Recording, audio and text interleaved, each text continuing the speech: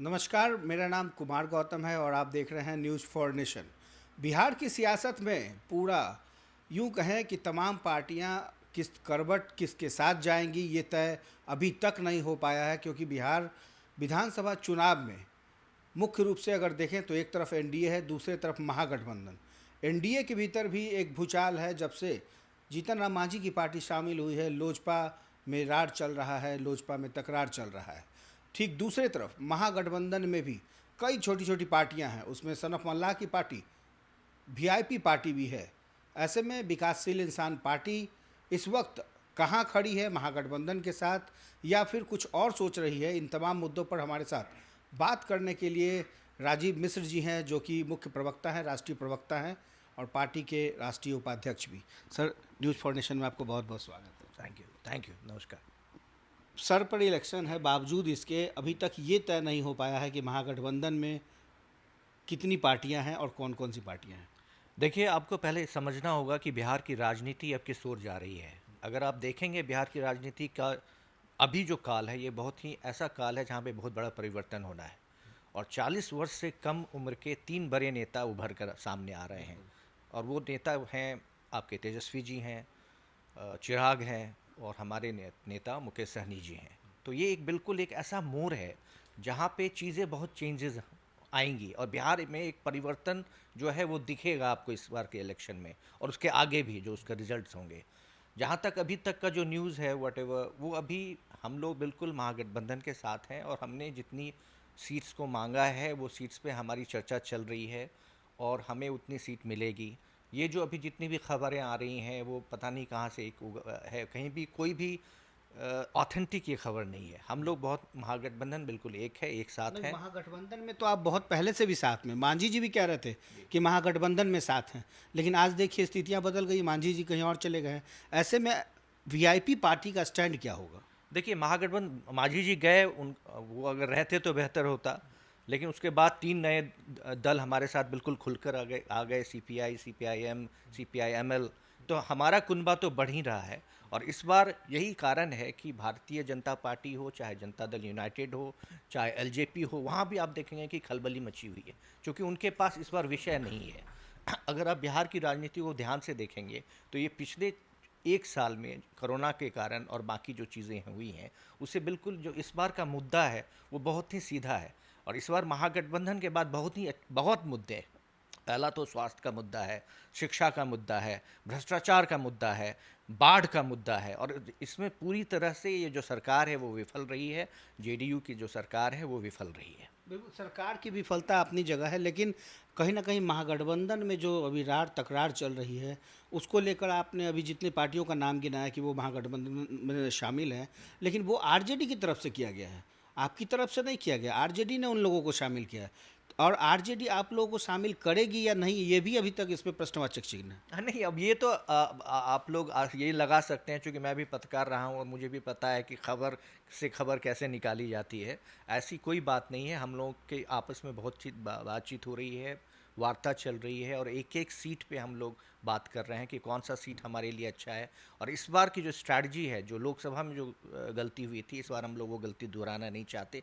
इसलिए जहाँ पे हम मजबूत हैं, जिस सीट पे हम मजबूत हैं, और सिर्फ हम सीट की बात नहीं कर रहे हैं, हम कैंडिडेट की भी बात कर रहे हैं। और जब मैं कैंडिडेट की बात करता हूँ तो यहाँ राजद भी अपने हमें ये प्रूव कर रहा है, दिखा रहा है, बता रहा है कि हम ये सीट इसलिए लेना चाहते हैं क्योंकि हमारे पास ये कैंडिडेट है और ये कैंडिडेट जीत सकता है। तो इस बार जो हम महागठबंधन है वो बहुत ही प्रोफेशनल वे में, अगर आप हमारे विकासशील इंसान पार्टी के हमारे पार्टी दफ्तर में आएंगे तो आप देखेंगे कि इस बार जो हमने जिस ढंग से रिसर्च करा है, सर्वे कराया है, जिस ढंग से हम मीडिया बाकी लोगों को, अपने लोगों को जोड़ रहे हैं अपने साथ, चूँकि इस बार का चुनाव बहुत डिफरेंट है। इस बार वर्चुअल रैलीज ज़्यादा होंगी, इस बार बड़ी बड़ी सभाएं नहीं होंगी, तो इस बार स्ट्रैटेजी बहुत डिफरेंट है। और मैं क्यों कह रहा हूँ कि ये जो नई स्ट्रैटेजी है उसमें 40 साल की कम उम्र के लोगों के लिए ये फ़ायदेमंद है, क्योंकि इस बार नई टेक्नोलॉजी यूज़ हो रही है और उसमें टेक्नोलॉजी टेक सेवी यंग लोग ज़्यादा होते हैं। तो इस बार बिल्कुल चुनाव बिल्कुल अलग तरह का होगा और महागठबंधन बहुत अभी एक साथ हैं हम लोग, और हम लोग अच्छा चुनाव लड़ेंगे। तो वीआईपी पार्टी अभी तक इतना तो ज़रूर डिसाइड कर ली होगी, जैसा कि आप कह रहे हैं, कि वीआईपी सीटें कितनी होंगी। देखिए, ये कई बार कहा जा चुका है और हम लोगों ने तकनीकी तौर पे ये कहा भी है कि पिछले बार भी लोकसभा का जो चुनाव जब हमने लड़े थे तो हमने लगभग 4 सीट पे चुनाव लड़ा था। एक सिर्फ पटना साहिब में सिर्फ हम नाम मात्र के लिए लड़ रहे थे, बाकी 3 जगह हम लड़ रहे थे। बिकॉज हमें अगर राज्य स्तर के अपना चुनाव चिन्ह बचाना है और अपने चुनाव चिन्ह को जो नाव छाप है हमारा और एक राज्य स्तरीय पार्टी बने रहना है, तो हमें कम से कम 10% सीट्स पे चुनाव लड़ने होंगे। तो उस हिसाब से ही हमने लोकसभा में 4 सीट्स पे चुनाव लड़े थे। 40 का 10% होता है। वैसे ही 243 का जो 10% है वो 25 होता है। तो उसके ऊपर हमारी डिमांड है और वो हमें मिलेगा। अगर इन केस नहीं मिल सका, क्योंकि राजनीति में कुछ भी कहा नहीं जा सकता कि क्या होगा, लेकिन अगर नहीं हो सका, महागठबंधन में आप शामिल नहीं हुए, तो आप 10% कैसे आप करेंगे? देखिए ऐसा है कि उसके लिए और भी बहुत तरह की बातें हैं, लेकिन हम बिल्कुल तय है हमारा कि हम साथ में हैं। महागठबंधन हमारे कारण मजबूत है।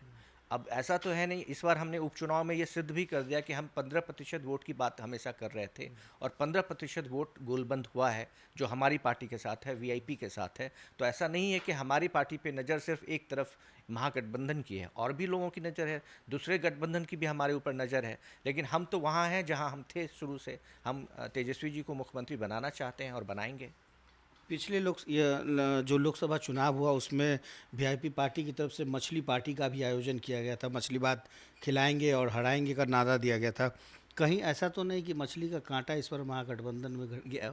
नहीं नहीं, ये हमारी पार्टी में जो मछली के एक्सपर्ट्स बैठे हुए हैं हमारे यहाँ, तो इसलिए मछली का कांटा हमें हमें दर्द देगा वो कभी हो ही नहीं सकता। दूसरे को दर्द देगा, जो हमारे खिलाफ होगा, जो हमारे खिलाफ लड़ेगा, उसे दिक्कत होगी। वो कांटा वहाँ जाएगा। मांझी जी के नहीं रहने का मलाल है, लेकिन बिल्कुल है, मांझी जी एक बड़े नेता हैं। और देखिए राजनीति एक अलग चीज़ है, लेकिन अभी आज के डेट में जो भी, चाहे कोई भी हो, व्यक्तिगत स्तर पे जो राजनीति में लांछन लगाए जाते हैं और बात की जाती है, उस स्तर को ख़त्म करना चाहिए। वो वैसा होना नहीं चाहिए। अब जितने भी बड़े नेता हैं उनको आदर के साथ, चाहे वो विरोध में हैं चाहे वो पक्ष में हैं, आदर के साथ नाम लेना चाहिए और उनको आदर मिलना चाहिए। इसलिए मांझी जी एक आदरणीय नेता हैं और उनके जाने का मलाल है। तो फिर चिराग इतना गर्म क्यों है? अब इसमें मैं वहाँ की उस गठबंधन की राजनीति है, ये आप पत्रकार हैं, उस चीज़ को समझिए आप। वहाँ पे भी 3 दलों का गठबंधन है, जिसमें एक जो बड़ी पार्टी जो नेशनल पार्टी है, अगर अब इस पर मैं ज़्यादा बोलना नहीं चाहता हूँ, लेकिन आप समझ जाइए कि क्या स्थिति है, आंतरिक स्थिति उस एनडीए गठबंधन की क्या है, इसका अंदाज़ा आप लगाइए। बिल्कुल। एक छोटा सा सवाल कि आप बार बार कह रहे हैं कि इस बार थोड़ा सा अलग इलेक्शन होगा, युवाओं को ज़्यादा तवज्जो की बात कर रहे हैं, तेजस्वी की बात कर रहे हैं, चिराग पासवान की भी बात कर रहे हैं, सौरभ मल्ला, मुकेश सहनी की भी बात कर रहे हैं। क्या लगता है ये चुनाव दूसरे चुनावों के बनिस्पत कैसे डिफरेंट है? इसलिए कि इस बार एक तो कोरोना काल है ये, इसमें पहले की तरह रैलियां नहीं होंगी, जो टेक्नोलॉजी है उसका यूज़ ज़्यादा होगा, वर्चुअल रैली ज़्यादा होगी, और जो कैंडिडेट हैं वो भी कम लोगों के साथ, 100 लोगों के से ही साथ एक साथ सभा कर सकते हैं। जो काफिला होता है गाड़ी का वो 10 से कम होगा, 2 गाड़ियों के बीच में जो गैप है वो 100 मीटर का होगा। तो इस बार चुनाव बहुत ही डिफरेंट है और ये एडवांटेज यंग पीपल है, क्योंकि जो इसलिए मुझे लगता है कि जो खलबली मची हुई है पुराने नेताओं में, वो खासकर इस कारण भी मची हुई है कि बड़ी रैलियां होंगी नहीं। तो और टेक्नो सेवी जो लोग हैं वो इस बार हावी रहेंगे, आगे रहेंगे। Digital election. जी बिल्कुल, डिजिटल है ही, वर्चुअल है, डिजिटल है। बिल्कुल। तो देखा आपने कि इस बार का जो इलेक्शन होगा बहुत अलग होगा, अलग मायने में होगा, डिजिटल तौर पे होगा, तकनीक पे होगा। तो ऐसे में वीआईपी पार्टी का अपना एक स्टैंड है और राज्य के हिसाब से भी अगर देखें तो 10% के हिसाब से 25 सीटों पर वीआईपी पार्टी ने दावा किया है कि वो चुनाव लड़ेगी। लेकिन महागठबंधन का स्वरूप कैसा और क्या होगा, यह आने वाला समय तय करेगा। सहयोगी आकाश के साथ Kumar Gautam, news for nation, Patna.